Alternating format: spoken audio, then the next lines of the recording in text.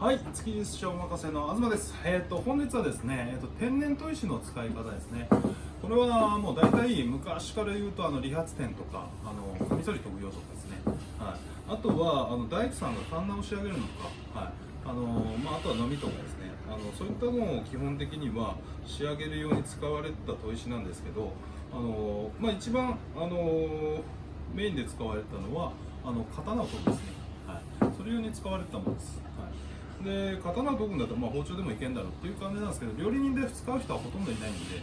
結構使い方知らない人の方が多いんですよね。はい、ただもう本当に超仕上げの状態まで仕上がるんで、はい、そのやり方っていうものを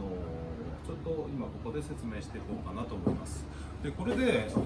天然砥石で仕上げると本当に切れ味が2ランクぐらいアップしますので、ちょっとそこら辺も、加味して見てもらえればと思います。はい、そしたら、砥石なんですけども、天然砥石ってね、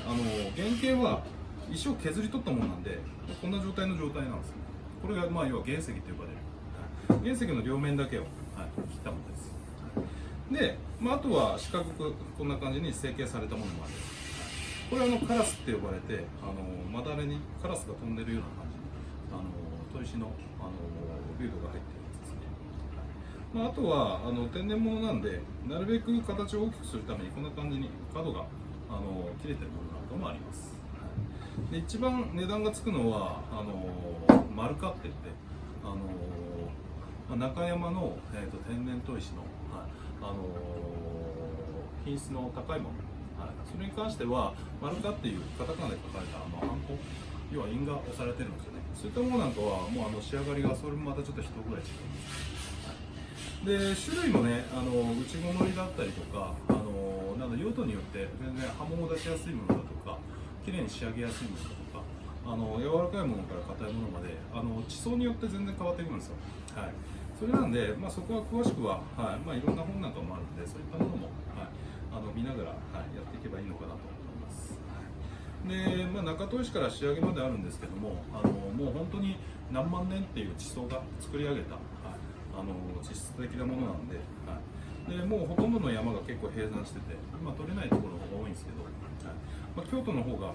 名産地とは言われてて、でそちらの品っていうのが今でも中古で出回ったりとか、閉店した床屋さんから出てきたりとか、いうふうな感じで出てきたりします。そしてこちらを使ったやり方をやっていきましょう。いろんな種類があるんですけど、これは水板かな、こんな感じにちょっと巣が入ってる、この線が入ってるのをそう言います。でこの表面のもう面を触ってもらうと思うんですけども、滑らかさっていうのが普通の砥石と比べて全然違うんですよね。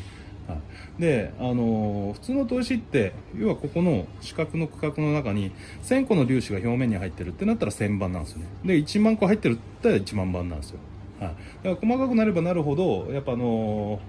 かい砥石になると。だけど天然砥石って2万番3万番っていうのがざらにあります。ただその粒子を機械的に作ったわけじゃないから何番っていうのが正式には出せないんですよね。それなんでこの仕上がりの具合で、だいたい流度っていうものがどのぐらいっていうのを、出していくっていうふうな感じになってきます。そしたらですね、こちらをやるときにはまずは砥石の特質ですね。このレンゲに関してはちょうど中砥石から中仕上げぐらいから仕上げぐらいの感じですね。だから大体6000番とかそんなもんだと思います。6000番から1万番とかですね。そしたらこちらに関してはこれちょっとトラメでちょっと特殊なやつなんですけど、でこっちが缶巻き、って言ってこれ水垂らすと、こんな感じで色合いが変わるんですよね。でこっちはカラスって言って、これも、こんな感じでカラスがちょっと飛んでるような柄ついてるやつですね。でこの黒い部分が研磨力が高かったりするんで、それなんで結構研ぎ上がりが綺麗に研ぎ上がったりします。ただ表面を綺麗に鏡面に出すっていうんだったら普通の合成の仕上げ砥石、刃の黒幕とかそういったのでも構わないんで、そういったのを使った方が良かったりもします。ものによって仕上がり具合っていうのが変わるんで、そこら辺を覚えておくといいかなと思います。そしたら、こんな感じで使うんですけども、そしたら同じく天然砥石で、三河の方で取れるナクラっていう砥石があるんですけど、その砥石同士で要は擦ってあげる、はい、これ同士で擦ってあげるでもいいんですけど、塗料なんかそんな出ないんですよ。はい、一応これでも出るんで、はい、ダメではないんですけども、この表面の塗料をしっかりと出してあげる。でそのナクラ砥石っていうのは基本的に柔らかい砥石なんで、それが昔よく刀に使われた砥石なんですよね。はい、でその砥石のいいとこっていうのはこの塗料が出て、この塗料でしっかりと研いであげることができると。まずは天然砥石っていうのは基本的には水にはつけません。はい、で水につけて吸わせるほどの中に密度が高すぎて中に水が入っていかないんですよね。それなんで今軽く濡らしただけでもこんな感じで水を覆った状態になってます。はい、だから基本としては水につけないで、あとは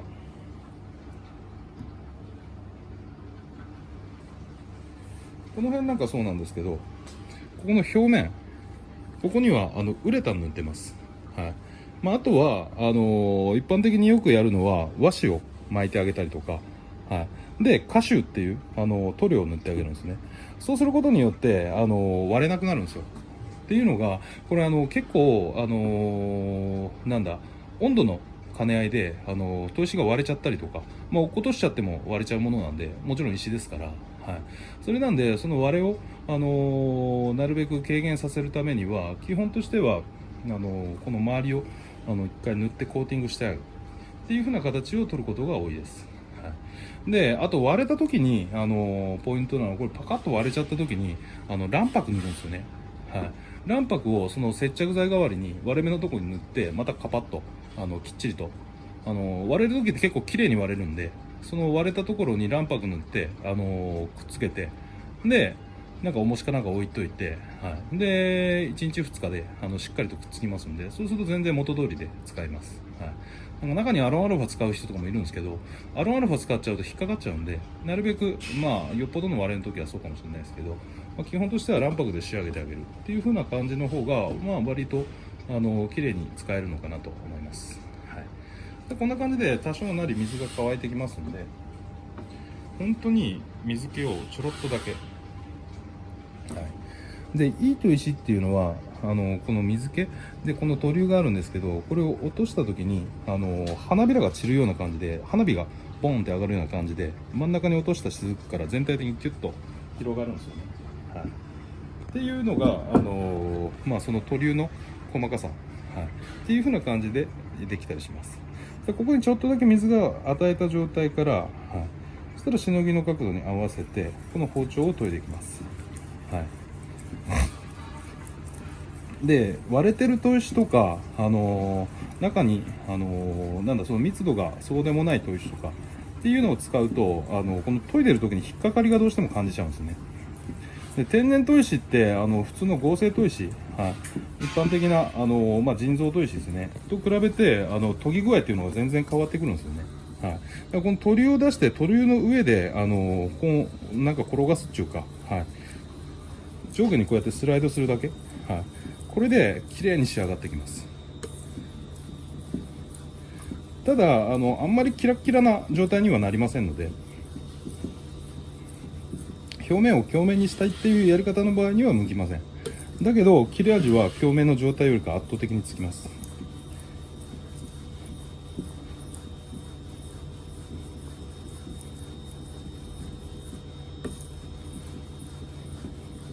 この塗料を使って全体的にですね。であとこれ砥石は研げば研ぐほどこの塗料の部分なんですけど、研げば研ぐほどこの粒子がどんどん細かくなっていくんですよね。はい、それなんで砥石のレベルが研いでいくことにどんどんレベルが上がっていくと。はい、だけどものによりけりで、ここちょっと水を落としたの、はい、これちょっと拡大してみる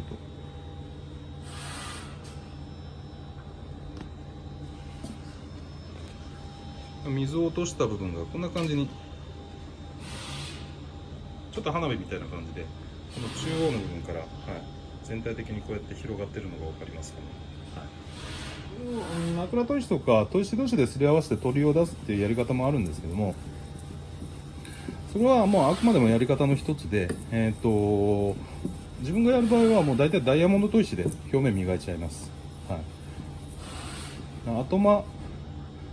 っていうのがあって、それの400番とか使いますね、自分の場合は。それでその表面を削ってあげると常に平らな状態になるし、はい、でこの砥石って例えばこれ今3センチぐらいあるんですけど、親子2台で使えます。はい、毎日研ぐかって言ったらね、研ぎ縛りに研ぐような人はそれはなくなるんでしょうけども、基本的にすごい硬いものなんで、この塗料自体も多少は出ても全然減っていかないんですよね。それなんで自分が板前やってる間はこれ多分一生使えます。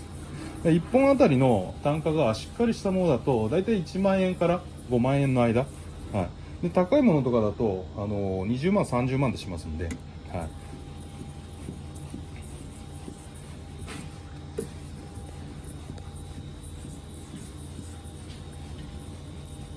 それなんでね、高いもんなんですけど、1本持ってると、もう本当一生もんで全然使えますんで、ただね、やっぱその刃に対して相性がいい、相性が悪いっていうのがどうしてもあるんですよ。はい、だからその鋼に対していいものっていうものはちょっと研いでみないと分かんないんで、砥石屋さんっていうのは大体1回研がせてくれるんで、はい、高いの買う時なんか試し研ぎ絶対やらせてくれますから、はい、それでやってあげた方がいいかなと思います。